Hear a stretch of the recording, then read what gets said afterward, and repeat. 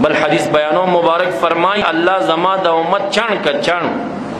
دا زما صحابی زما صحابیت تا خاص کرلا دا سا خاص خلق دی عام خلق ندی گوری دا سو ویسقرنی رحمت اللہ علیہ شان تا گو رہی سمر مستجاب الدعوات دی چه رسول اللہ مبارک حضرت عمر سے توائی تور لے اگر توائی زما امت دا پارا دا بخنی دعاو گوڑا دا سمر شرافت منصوصی ولی دے نس پی وارد دے طول امتی پا ولایتو پشان متفق دے لیکن دا رسول اللہ مبارک دا صحابیت قابل نو اللہ دا مور دا خدمت دا وجناغی نا پاتی قابل نو دا دی دا رسول اللہ مبارک دا سینی دا مشکات نا ڈائریکٹ پرتاو دا فیس دا دا سینہ قابل نوا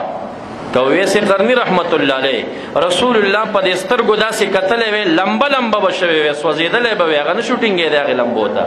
اور صحابہ ڈیلوی استعدادونو وغیر تا مخامخ بناس نگوری حضرت عمر سے واخونو جامع ڈکی دی او هغه چې کوم دې کمزې کې اورېدلي زما د محبوب غاښ شهید شوی دی ټولې د ځان نه ایستلي برداشت یې نه لره که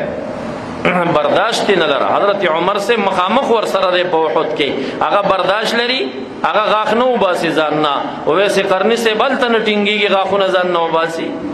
د دې دا معنا نه ده چې ګینې د محبت د صدیق اکبر صاحب نه زیات د مینه د بلال صاحب نه زیاته وه دا وجه نه وه داوی استعداد غټو د استعداد کم د استعداد قابل د محمد مصطفی د ظاهری دیدار نو ځکه الله تعالی غ صحابیت مقام د تورنک بل حدیث مبارک کی رسول اللہ مبارک فرمائے لا تسبوا اصحابی زما د صحابه عیبونه ما بیانوي